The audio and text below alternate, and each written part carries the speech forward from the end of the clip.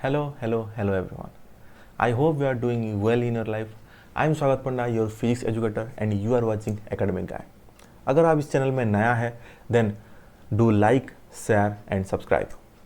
So, आज हम बात करने वाले हैं 11th क्लास की जो सेकंड चैप्टर में आता है motion in a straight line, और उसको कभी कभार बोला जाता है कि काइनेमेटिक्स, और मोशन इन 1D भी बोलते हैं, जिससे कि किसी भी ऑब्जेक्ट सिर्फ एक ही एक्सिस में मूव करता है।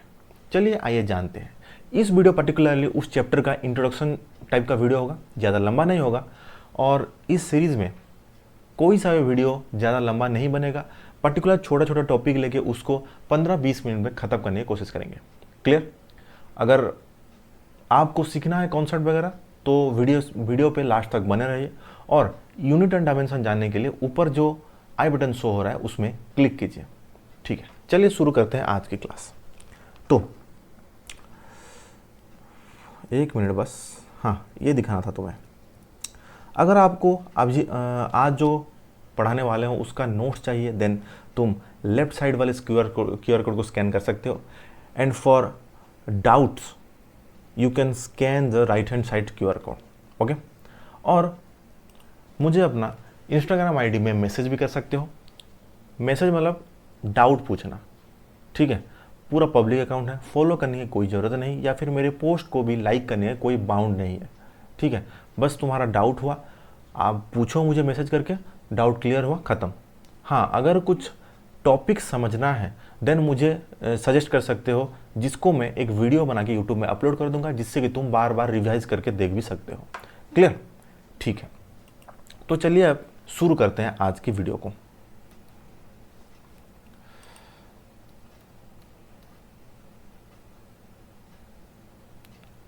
एक मिनट बस, लास्ट को चला आया था, just give me minute. Okay, चलो।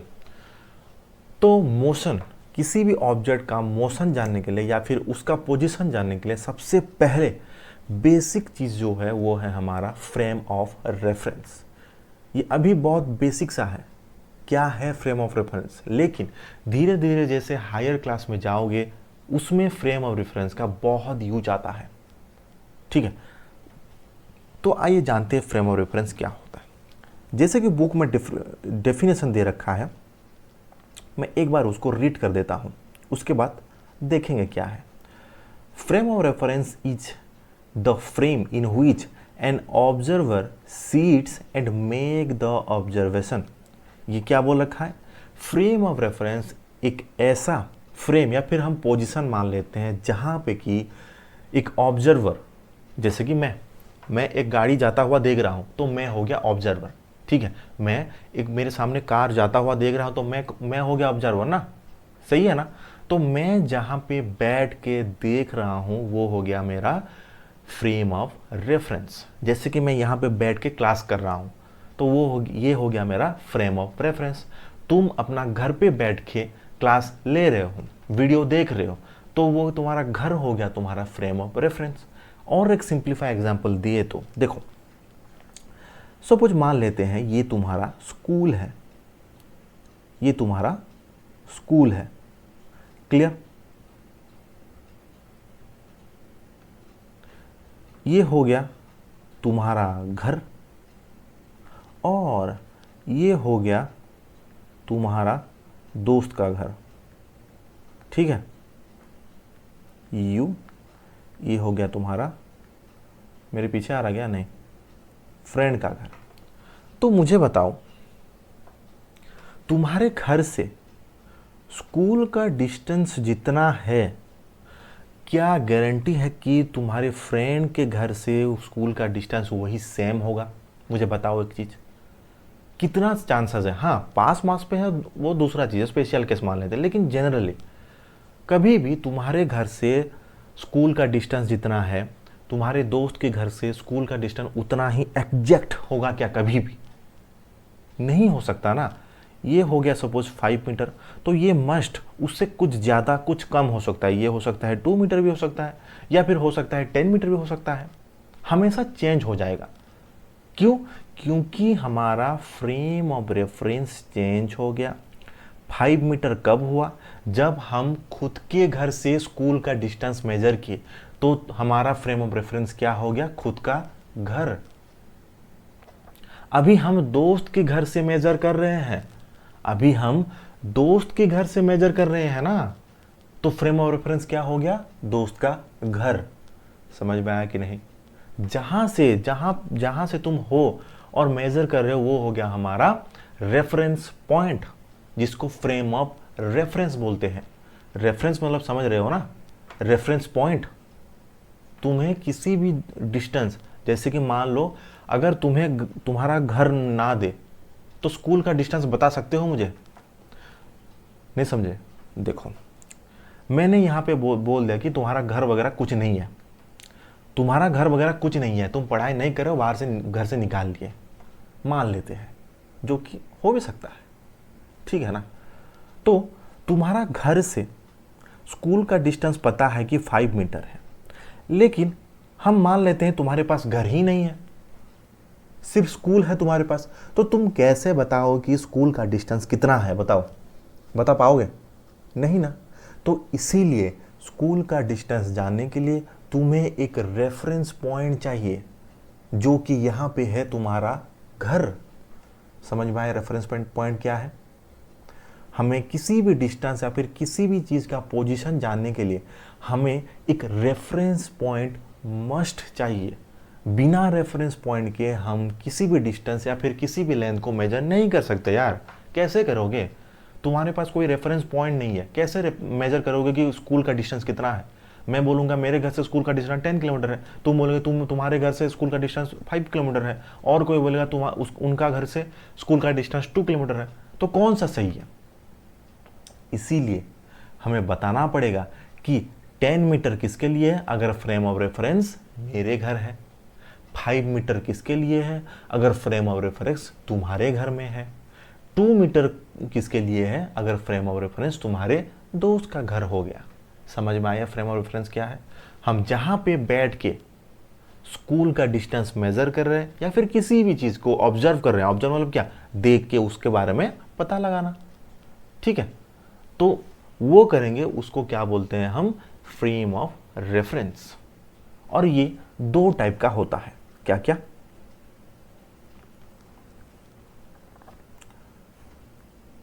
एक हो गया, 1 मिनट,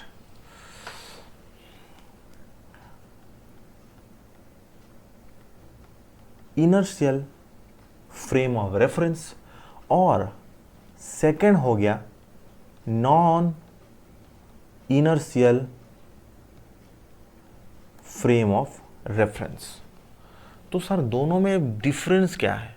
अरे कोई नहीं यार, जो इनर्शियल फ्रेम है ना वो फिजिक्स का सब कुछ लॉ ओबे करता है।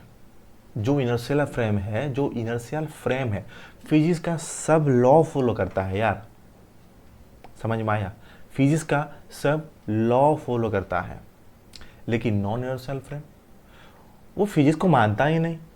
जो तमिल तेलुगु मूवी में नहीं होता है आउट ऑफ द फिजिक्स, वही नॉन इनर्शियल फ्रेम है। मान लो जहां पे फिजिक्स का कोई लॉ चलता ही नहीं, वो हो गया हमारा नॉन इनर्शियल फ्रेम।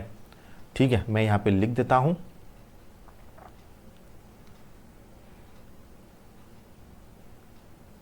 ओबे फिजिक्स लॉ, और इधर डोंट। ठीक है, इनर्शियल फ्रेम क्या होता है? फिजिक्स के लॉ को ओबे करता है, लेकिन नॉन इनर्शियल क्या करता है? ओबे नहीं करता है। सेकंड क्या हो गया?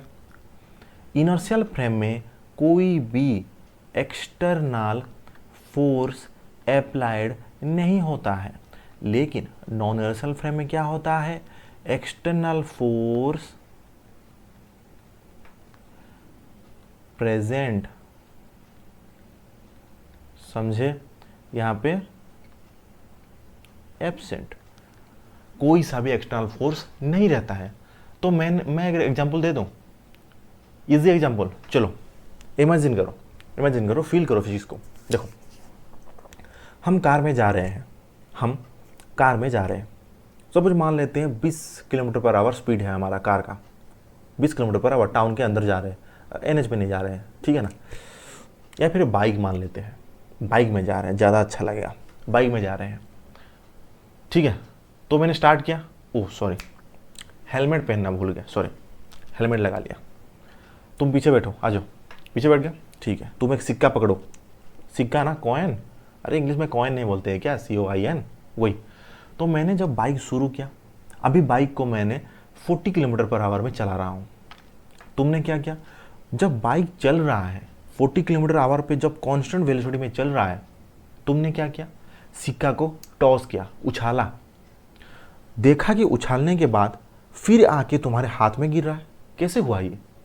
क्योंकि जब तुम उछाल रहे हो, कॉइन तुम्हारे हाथ में लगा हुआ है और तुम बाइक पे बैठे हो, और बाइक का वेलोसिटी कितना है, 40, तो तुम्हारा भी 40 हो गया, और ये कॉइन जो तुम्हारे हाथ में है वो भी 40 हो गया। तुम जब उछाल रहे हो, यहाँ पे टॉस था, तो उछाल जो ऊपर जा रहा है वो भी 40 में जाएगा, 40 में आगे बढ़ेगा ना। तो इसी वजह से तुम जहाँ जाओगे, जितना दूर जाओगे, वो नीचे जब गिरेगा तुम्हारे हाथ में भी गिर रहा है। ये हो गया तुम्हारा इनर्शियल फ्रेम। इसमें कोई एक्स्ट्रा फोर्स नहीं लगा, तुम सामने जा रहे थे, कॉइन को टॉस किए, कॉइन भी सामने गया, तुम्हारे हाथ में गिरा। ट्राई करना कभी एक बार, बाइक में या कार में, बाइक में मत करना क्योंकि कॉइन गिर गया तो गया तुम्हारा पैसा, ठीक है ना। नोट में तो कभी भी मत करना, वो तुम कार में रहो या बाइक में रहो, गिरेगा ही, वो उड़ जाएगा ना यार, कैसे हाथ में आएगा, समझे नहीं, कॉइन यूज करना, ठीक है। तो ये हो गया तुम्हारा इनर्शियल फ्रेम। और एक बार मैं रिपीट कर रहा हूँ, क्या करना है, कार में जाना है या फिर बाइक में जाना है, किसी पर्टिकुलर वेलोसिटी में, जैसे कि 40 किलोमीटर पर आवर मैंने बोल रखा है, और कॉइन को टॉस करना है, ऐसे कॉइन को टॉस करना है। देखना जब कॉइन गिर रहा है वो तुम्हारे हाथ में ही गिरेगा, क्योंकि कॉइन भी उस बाइक के साथ, बाइक के स्पीड के साथ ही वेलोसिटी में मूव कर रहा है कि नहीं, इसी वजह से, ठीक है। लेकिन अगर हमने एक काम किया, हमने क्या किया, बाइक जब टॉस हुआ, कॉइन को जब हमने टॉस कराया, तब तो बाइक स्पीड में था 40 किलोमीटर पर आवर पे, ठीक है। जब हमने सिक्का ऊपर आया, नीचे था तो 40 किलोमीटर पर आवर में था, जब सिक्का ऊपर चलाया, हमने क्या किया, ब्रेक मार दिया बाइक का ब्रेक अप्लाई कर दिया, तो बाइक तो स्लो डाउन हो गया। लेकिन अभी तो कॉइन हमारे हाथ से टॉच नहीं है, अभी उसका कितना है, 40 किलोमीटर पर आवर है, और तुम्हारा ब्रेक मारने की वजह से तुम्हारा स्पीड 20 किलोमीटर पर आवर हो गया। तो तुम कॉइन के रेस्पेक्ट में तुम तो स्लो डाउन हो गए, तो कॉइन अभी तुम्हारे हाथ में गिरेगा नहीं, गिरेगा ना, वो आगे चला जाएगा ना, वो आगे चला गया ना।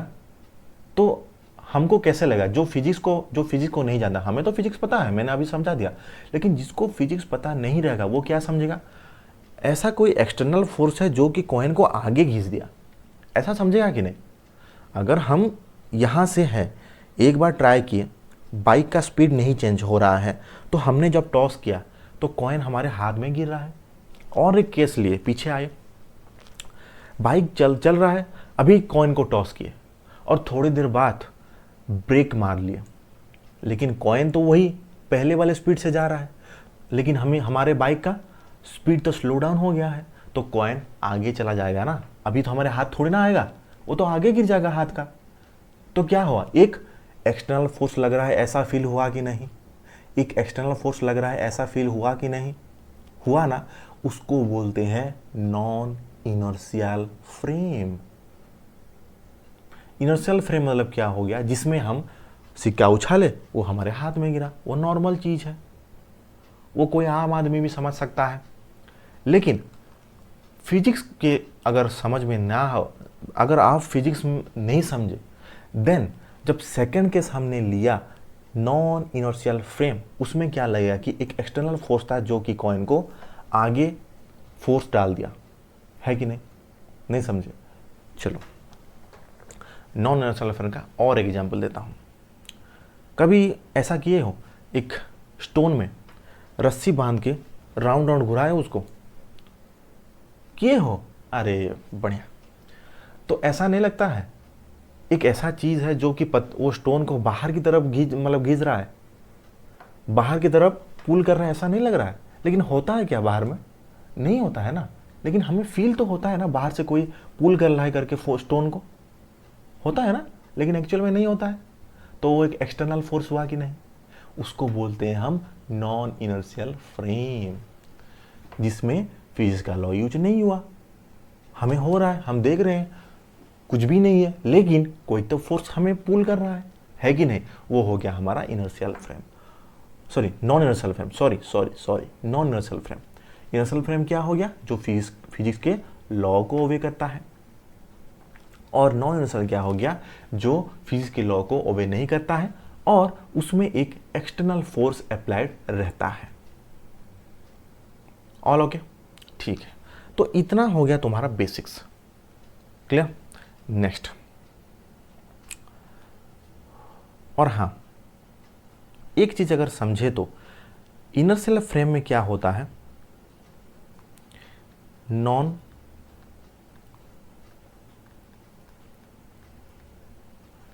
एक्सेलरेटेड मोशन होता है और नॉन इनर्शियल में क्या होता है, एक्सेलरेटेड मोशन होता है। अरे सर, ये फिर एक्सेलरेटेड नॉन एक्सेलरेटेड मोशन क्या है? नहीं समझ में आया, इसीलिए मैं नहीं लिख रहा था यार, इसीलिए मैं नहीं लिख रहा था। ये कब समझ में आएगा जब तुम थर्ड या फोर्थ जो एक्सेलरेशन वाला चैप्टर है वो देख लोगे, उसके बाद चैप्टर तो नहीं, टॉपिक, वो देखने के बाद तुम्हें ये इजीली समझ में आएगा। तो इसको हम थोड़ा राउंड कर लेते हैं और जब एक्सेलरेशन पढ़ेंगे उस वक्त यहाँ पे बैक आएंगे और इसको समझेंगे, ठीक है। नहीं समझा के छोड़ नहीं रहा हूँ, अभी समझ में नहीं आएगा तुम्हें इसीलिए छोड़ रहा हूँ। जब हम एक्सेलरेशन पढ़ लेंगे फिर यहाँ पे रिटर्न आगे मैं तुम्हें समझाऊंगा, ओके ना, क्लियर, ठीक है। तो फ्रेम ऑफ रेफरेंस क्लियर में आ गया और इनर्शियल फ्रेम भी क्या है क्लियर में आ गया। एक मिनट, इनर्शियल फ्रेम क्या है, नॉन इनर्शियल फ्रेम क्या है? The frame which obey all the physics law is known as inertial frame. The frame which does not obey all the physics law is called non-inertial frame. is simple यार, और कितना समझाऊं, बोलो, clear ना। Next अभी आ गया हमारा motion in 1D। ये क्या होता है? मोशन में particle said to be one dimensional if only one out of three coordinates specifying the position of particle changes with time. ये वालू क्या कर रहा है? सीधा ही जा रहा है ना, सीधा ही जा रहा है ना, ऐसे सीधा ऊपर या ऐसे टेढ़े करके जा रहा है? नहीं, सीधा एक ही डायरेक्शन में जा रहा है। ऊपर जो ट्रेन जा रहा है वो भी ऐसे सीधा जा रहा है एक ही डायरेक्शन में, ठीक है। लेकिन सर ये 3 कोऑर्डिनेट सिस्टम क्या है? नहीं समझे? देखो मैं बताता हूँ। अरे बेटा इधर देखना, इधर देख, इधर देख। 3 कोऑर्डिनेट सिस्टम क्या होता है? देखो, ये नहीं होता है, तुमने नहीं पढ़े 10th में? ये क्या होता है? ये होता है एक्स एक्सिस, ये होता है वाई एक्सिस, ये होता है जेड एक्सिस, है कि नहीं? अगर ऑब्जेक्ट सिर्फ एंड सिर्फ किसी भी एक एक्सिस के अलोंग जा रहा है देन उसको बोलेंगे क्या? One dimensional motion. उसको क्या बोलेंगे? One dimensional motion. इस ट्रेन को जरा देखो तो, ये सिर्फ एक ही कोऑर्डिनेट में जा रहा है, दिखाई नहीं दे रहा है? एक ही कोऑर्डिनेट में जा रहा है ऐसा दिखाई नहीं दे रहा है? ये हो गया तुम्हारा वन डायमेंशनल मोशन। और ये भालू क्या कर रहा है? पटरी बनाते बनाते जा रहा है, मतलब ये भी सीधा ही जा रहा है, तो इसका भी हो गया one dimensional motion. The motion of a particle is said to be in one dimension if only one out of the 3 coordinates specifying the position of particle changes with time. Clear? Next 2D क्या हो गया? यहाँ पे देखो, यहाँ पे इतना पढ़ना नहीं है, इतना लंबा कौन पढ़ेगा यार, हम तो शॉर्ट्स या रील के जमाने के हैं, इतना पेशेंस कहाँ है? जल्दी जल्दी बताइए। देखो मैं जल्दी बताता हूँ। If any 2 out of 3 coordinates specifying the position then उसको बोलेंगे क्या? 2 डायमेंशनल। देखो यहाँ पे अभी एक्स एक्सिस में जा रहा है, अगर ऑब्जेक्ट को मैंने ऐसे मूव कर दिया, ये एक्स एक्सिस में भी बढ़ रहा है और वाई एक्सिस में भी बढ़ रहा है कि नहीं। ये जो ग्रीन लाइन ड्रॉ किया अभी, ये 2D में मूव नहीं कर रहा है, ये एक्स एक्सिस भी जा रहा है और वाई एक्सिस में, ये एक्स एक्सिस भी जा रहा है और वाई एक्सिस, तो इसीलिए मिल के ऐसे टेढ़ा जा रहा है। नहीं समझे, एक एक्स एक्सिस में जा रहा है, देखो एक एक्स एक्सिस में जा रहा है और एक वाई एक्सिस, दोनों को मिला के जा रहा है, इसी वजह से ये ऐसे टेढ़ा जा रहा है। देखो अगर सिर्फ एक्स एक्सिस में जाता तो ऐसे सिर्फ सीधा जाता, जैसे कि फास्ट 1D वाला। 2D कैसा है, दोनों को मिला के जा रहा है, इसी वजह से ऐसे टेढ़ा होके जा रहा है, बेंड होके टेढ़ा होके दोनों को मिला के जा रहा है। जैसे कि एरोप्लेन उड़ता है, एरोप्लेन जो फ्लाई करता है वो कैसे जाता है, ऐसे पहले सीधा सीधा सीधा सीधा 1D मोशन करता है, देन धीरे धीरे करके ऐसे जाता है, हाइट भी जाता है और सामने भी जाता है। हाइट भी एक्स एक्सिस हाइट हो गया और सामने मतलब हाइट मतलब वाई एक्सिस हो गया, सामने मतलब एक्स एक्सिस में चला गया, है कि नहीं। Sorry, clear, 2D clear. अभी आ गया हमारा 3 डायमेंशन। चश्मा पहन के तो मूवी देख लेते हो यार, लेकिन 3D समझ नहीं पाते हो, ऐसा लगता है कि नहीं। जब मार्वल का मूवी देखते हो, हॉल एकदम तुम्हारे मुंह में एक घूसा देके चला गया, ऐसा नहीं लगता है। और कैप्टन अमेरिका का शील्ड तुम्हारे दांत में लग गया, ऐसा नहीं लगता है 3D में। वही है यार, 3D क्या होता है, जो एक्स वाई एंड जेड तीनों एक्सिस के अलोंग मूव करेगा, उसको बोलेंगे हम 3 डायमेंशनल बॉडी। जो तुम टीवी देखते हो उसमें 2D होता है, उसका लेंथ होता है एंड विड्थ तुम्हें दिखाई देता है, कितना विड्थ है वो दिखाई देता है। अगर एक हीरो या फिर एक एक्टर सामने खड़ा होता है तो वो कितना चौड़ा है या फिर विड्थ है तुम्हें दिखाई देता है, नहीं। उसका बस सामने हाइट और ऐसे वाला चौड़ा दिखाई देता है, एक हाइट दिखाई देता है, एक ऐसे चौड़ा दिखाई देता है। लेकिन जब 3D में देखते हो, क्या देखते हो, हल्का साइज कितना उसका चौड़ा है और उसका विड्थ कितना है भी तुम्हें पता लगता है कि नहीं। तो जो बॉडी सिर्फ एक डायरेक्शन में मूव कर रहा है उसको बोलेंगे हम 1D। जो बॉडी एक्स और वाई बोथ डायरेक्शन में मूव कर रहा है उसको बोलेंगे हम 2D। और जो बॉडी एक्स वाई जेड तीनों की डायरेक्शन में मूव कर रहा है उसको बोलेंगे हम 3 डायमेंशनल बॉडी। खत्म बात, खत्म। बस 2 मिनट यार, गले सूख गया है, 1 मिनट पानी पी लेता हूं मैं, ठीक है। हेलो, ठीक है, आ गया। अभी नेक्स्ट 2D 3D सब खत्म। अभी नेक्स्ट 2D खत्म, 3D खत्म। 3D में वही देखो, said to be in 3 dimension if all the 3 coordinates specifying the position। अगर तीनों कोऑर्डिनेट मिला के उसका पोजीशन बता रहे हैं देन हम उसको बोलेंगे 3 डायमेंशन। अगर एक कोऑर्डिनेट मिलेगा कैसे यार, सॉरी, एक कोऑर्डिनेट सिर्फ उसके पोजीशन को बता रहा है, मतलब वो हो गया 1D। अगर 2 कोऑर्डिनेट एक्स और वाई मिला के उसके पोजीशन को बता रहे हैं देन वो हो गया 2 डायमेंशनल बॉडी। अगर 3 कोऑर्डिनेट ब्लैक में दिखाई देगा अच्छे से, हाँ देखो 3 कोऑर्डिनेट ऐसे, ये हो गया जेड एक्स वाई, ऐसे मान लेते हैं, ठीक है। ये तीनों मिला के अगर किसी ऑब्जेक्ट का पोजीशन बता रहे हैं देन हम उसको बोलेंगे क्या, 3 डायमेंशनल बॉडी। क्लियर ना। चलो, रेस्ट क्या है, ये तो हमें बहुत अच्छा लगता है सर, बचपन से अच्छा लगता है रेस्ट लेना। खाना पाना पी के रात को सो जाओ, अच्छा लगता है ना। हाँ, लेकिन फिजिक्स में भी वही होता है, लेकिन थोड़ा फिजिक्स में पढ़ लेते हैं क्या होता है कि नहीं। आ जाओ। A body is said to be rest when it does not change its position with time. समझ में आया। जो बॉडी टाइम के रेस्पेक्ट में उसका पोजीशन में कोई चेंजेस नहीं ला रहा है उसको बोलेंगे हम रेस्ट। ये आसपास तुम्हारे बारे में नहीं बात कर रहा है, ये रेस्ट की जो डेफिनेशन है ये तुम्हारे बारे में नहीं बात कर रहा है क्या। जो दिन भर पड़े रहते हो और मोबाइल स्क्रॉल करते रहते हो वही तो रेस्ट है। 2 घंटे 3 घंटे 4 घंटे एक जगह पे बैठ के, वही तो रेस्ट है ना, है कि नहीं। बताना वीडियो, है कि नहीं, है ना, ठीक है। अभी मोशन क्या होता है। On other hand, if the position of the body continually changes with time it is said to be in a motion। ये भी तुम्हारे बारे में बोल रहा है। कैसे बताऊं। स्कूल में यार जब क्लासेस होता है तुम्हारा मन नहीं लगता है ना क्लासरूम में बैठ के पढ़ने का? कभी तुम्हारे दोस्त की तरफ ऐसे कभी तुम्हारे खिड़की की तरफ, दूसरा कुछ नहीं, खिड़की की तरफ देखते हो, है कि नहीं? इधर उधर टहलते रहते होगे ना क्लासरूम के अंदर, पढ़ने का मन नहीं करता है। वही होता है मोशन। अगर टाइम जैसे जैसे चेंज होता है, अगर तुम्हारे बॉडी का भी मोशन चेंज हो रहा है या फिर पोजीशन चेंज हो रहा है, उसको बोलेंगे हम मोशन। ठीक है, फर्स्ट क्या हो गया? ये हो गया तुम्हारा पोजीशन इस एक्सिस में,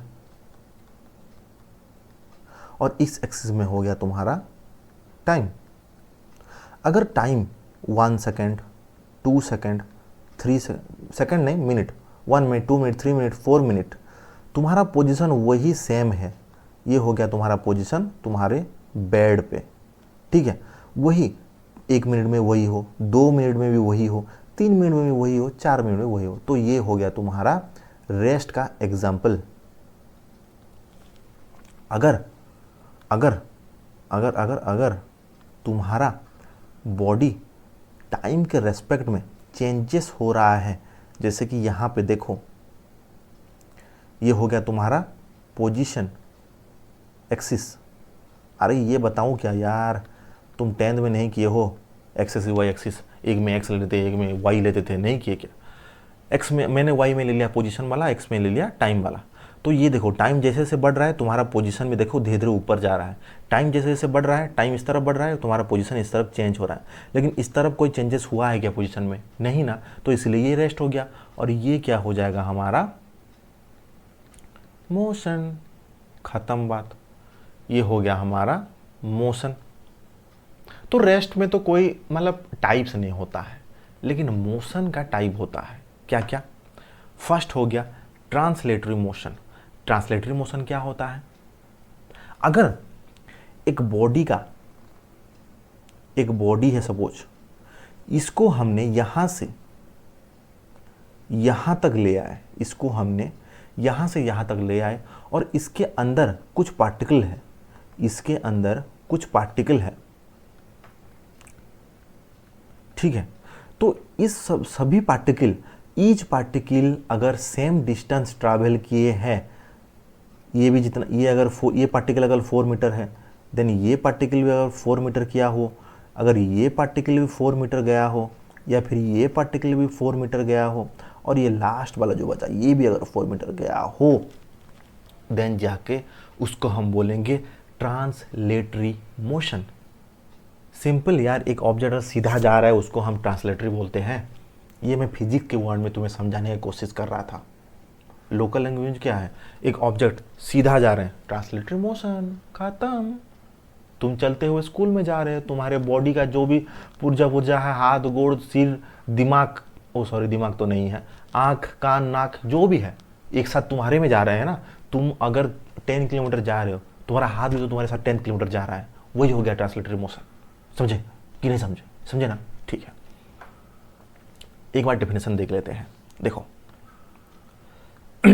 when a object move in such a way that the linear distance covered by each particle, linear distance मतलब straight line distance, straight line distance मतलब straight line distance covered by each particle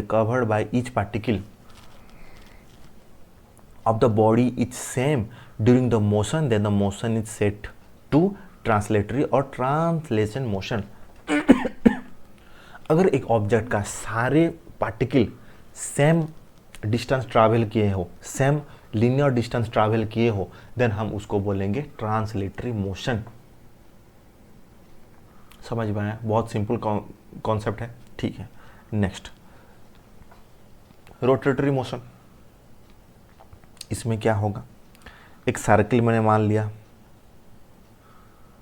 एक circle है, इसका axis है, इसको हमने ऐसे rotate किया, ऐसे रोटेट किया, ऐसे रोटेट किया सर्किल को। तो यहाँ पे एक बॉडी ए है, यहाँ पे एक बॉडी बी है।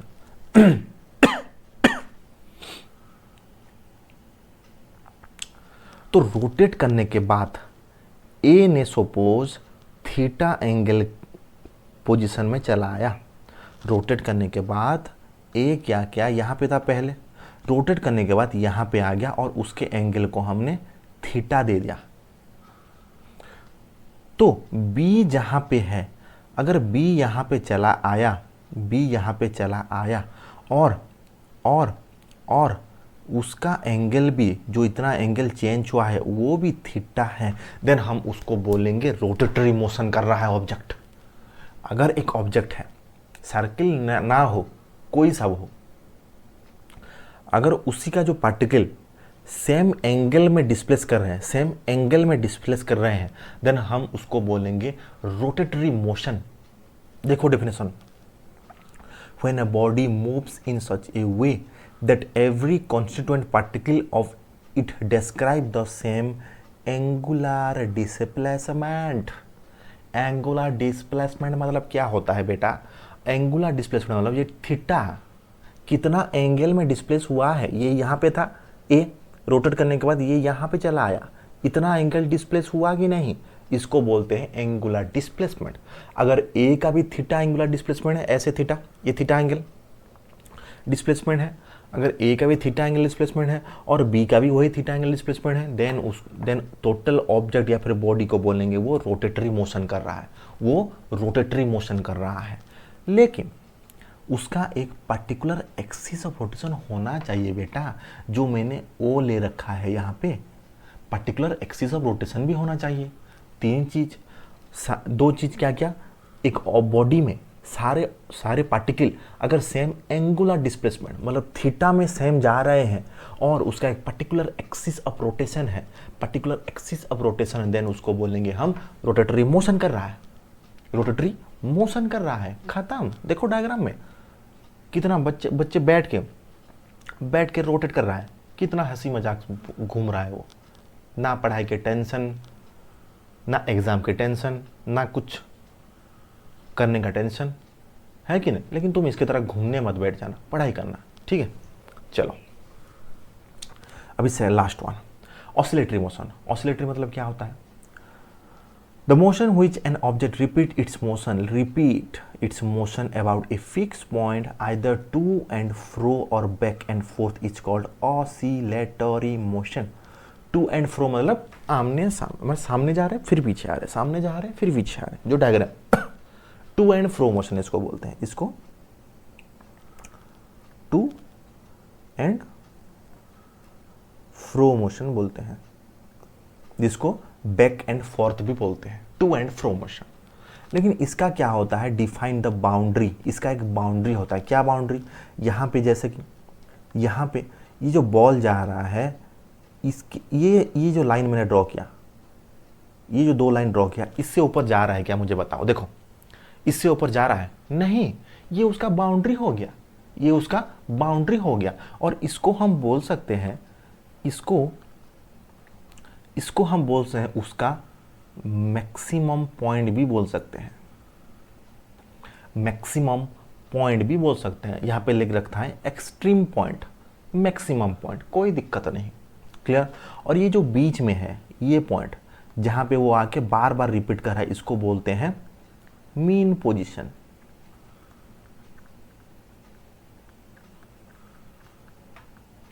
और